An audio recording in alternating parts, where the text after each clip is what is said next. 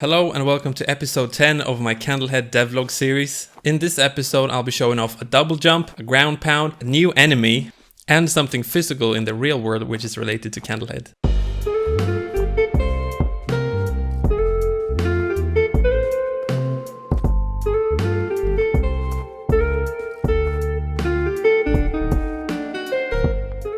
For those of you that watched my previous devlog, you might remember that I showed off a double jump animation.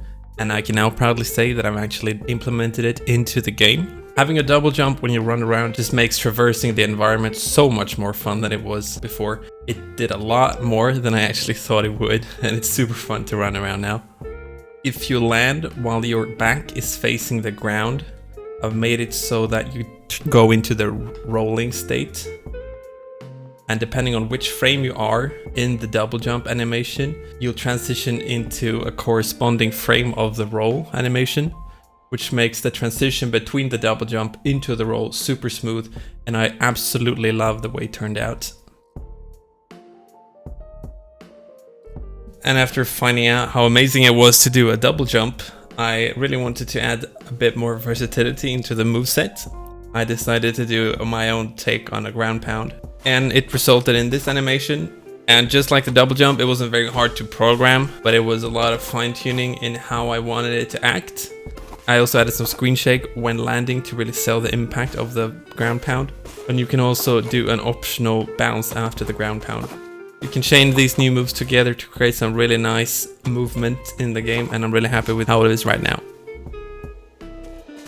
A lot of people have mentioned that the rotation of the sprite when Candlehead is diving looks off because it's high res and makes the squares angled. It hasn't been a high priority, but I've had it in my backlog and it's something I wanted to correct. And I have finally corrected it. But before I show you, let's go over a few different pixel art rotation techniques. So here we have the base sprite. And what you have here is how I used to rotate the sprites in a high-res state, which makes the squares angled, which totally breaks the pixel art grid. And what I use now is just a quick nearest neighbor rotation. This nearest neighbor rotation though creates a lot of aliasing and artifacts, which makes the sprite look bad. And in the future I would like to try and implement this, which is called the rot sprite algorithm, which is a lot more effective at reducing aliasing and making the sprite look good. But for now we're stuck with the nearest neighbor rotation. So the solution I have for the nearest neighbor pixel rotation is that I draw the sprite to a surface rotated on a low resolution, and then I draw the surface onto the application layer.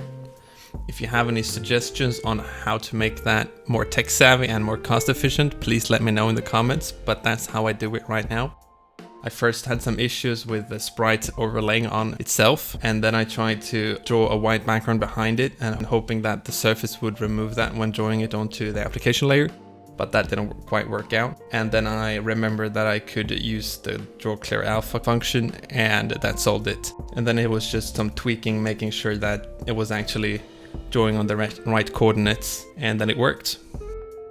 And as you might have seen in the corner of the screen, there's a little enemy guy here, and that's the main reason why I actually decided to do the pixel rotation stuff now, because I want him to not just shoot straight like he does here, but I want him to actually always aim towards Candlehead. Since you're gonna see a rotated sprite a lot of the time, I decided that now was the time to implement the pixel rotation. Here's a few different concept images of the enemy that I've designed, and I decided to start with the guy who has a gun in his hand. But I also plan to implement the guy with a melee weapon later.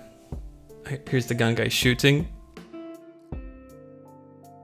And here you have him walking. He can walk both backwards and forward with the same animation. I made sure that the animation would play nicely both forward and backwards. I also have some transitions from alert to his idle position. I haven't yet implemented idle walking and other stuff that I would like to have, but that's for a later date. I've also made this idle animation where he plays guitar, which I would love to have somewhere in the game.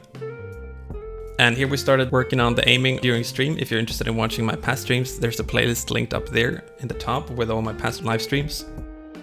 And after some tweaking, we got the aiming to work nicely like I wanted it to.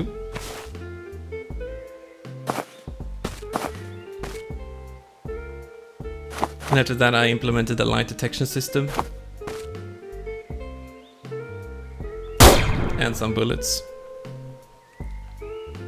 And then I wanted to add some knockback with the guy, but that didn't quite work out initially. Then after some tweaks and some stuff, he worked, I thought.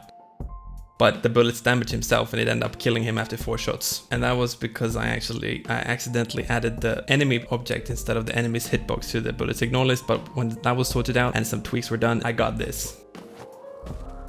There's a lot more things I would like to add, but for now it's functional and it works. If you have any suggestions on what you want the enemy to be able to do, just drop them down below and I'll be happy to read them.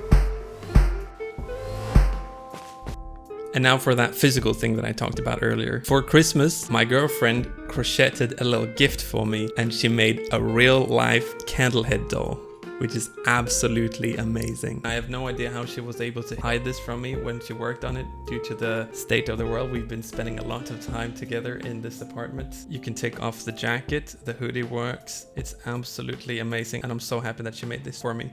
I use this doll as my new rubber ducky.